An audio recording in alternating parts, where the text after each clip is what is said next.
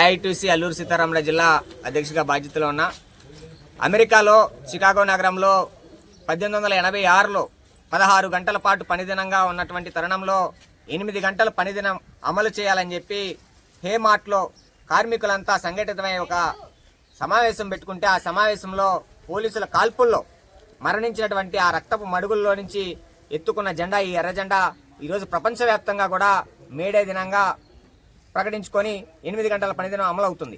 అలానే భారతదేశంలోకి వచ్చినప్పుడు 1923లో సింగరావెల్ చిటియార్ అనే నాయకత్వాన మద్రాసులో మొట్టమొదటిగా మేడే జరుపుకోవడం జరిగింది.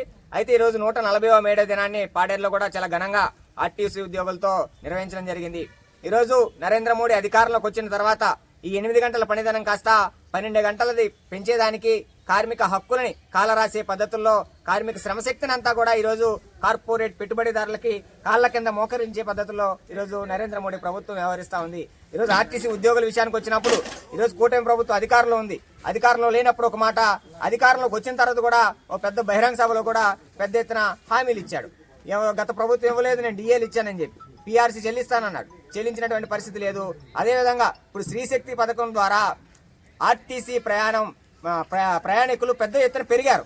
అందులో ప్రధానంగా పెరిగిన తర్వాత బస్సులు ఏమైనా పెంచారా అంటే బస్సులు లేవు. కానీ 10,000 మందికి పైబడి ఈరోజు ఆర్టీసీలో నియామకాలు జరగాల్సినటువంటి అవసరం ఉంది, డ్రైవర్ కండక్టర్వి. అలాంటిది ఈరోజు నియామకాలు చేయకుండా అదే స్టాఫ్తో రన్ చేసేటటువంటి పరిస్థితి ఉంది. ప్రమోషన్ల విషయానికి వచ్చినప్పుడు 2,500 మందికి పైబడి ఈరోజు ఆర్టీసీ ఉద్యోగులు ప్రమోషన్స్ ఉన్నప్పటికీ కూడా వాటి మీద కూడా ఈరోజు కూటమి ప్రభుత్వం ఏమీ మాట్లాడలేని పరిస్థితి. కాబట్టి ఆర్టీసీ ఉద్యోగుల సమస్యల పట్ల ఖచ్చితంగా రాష్ట్ర ప్రభుత్వం మాట్లాడాలి. అదేవిధంగా ఆర్టీసీలో కూడా కాంట్రాక్ట్ అవుట్సోర్సింగ్ ఉద్యోగులు ఉన్నారు, డైలీ వేజ్ ఉద్యోగులు ఉన్నారు, 10,000కి పనిచేస్తా ఉన్నారు. కనీస వేతనం 26,000 రూపాయలు ఇవ్వాలని చెప్పి సుప్రీంకోర్టు ఆదేశాలు ఉన్నప్పటికీ కూడా దాన్ని ఎటువంటి ఇంప్లిమెంటేషన్ చేయకుండా ఈరోజు నిమ్మక నీరెత్తిన వ్యవహరిస్తుంది. అందులో థర్డ్ పార్టీ ఏజెన్సీని పూర్తిగా రద్దు చేసి ఆర్టీసీ ఉద్యోగులుగానే వీళ్ళందరినీ కూడా కాంట్రాక్ట్ అవుట్సోర్సింగ్ ఉద్యోగులందరినీ ఆర్టీసీ ఉద్యోగులుగా కొనసాగించాలని చెప్పి ప్రధానంగా డిమాండ్ చేస్తా ఉన్నాం. ఈ రోజు మేడే సందర్భంగా మేము ఈరోజు పిలుపునిస్తుంది ఏమంటే, భవిష్యత్తులో ఆర్టీసీ ఉద్యోగుల సమస్యల పట్ల ఖచ్చితంగా కాంట్రాక్ట్ అవుట్సోర్సింగ్ ఉద్యోగుల పట్ల పెద్ద ఎత్తున పోరాటాలకి ఏఐటీసీ అలానే ఆర్టీసీ ఎంప్లాయీస్ యూనియన్ సంసిద్ధం అవుతుందని సందర్భంగా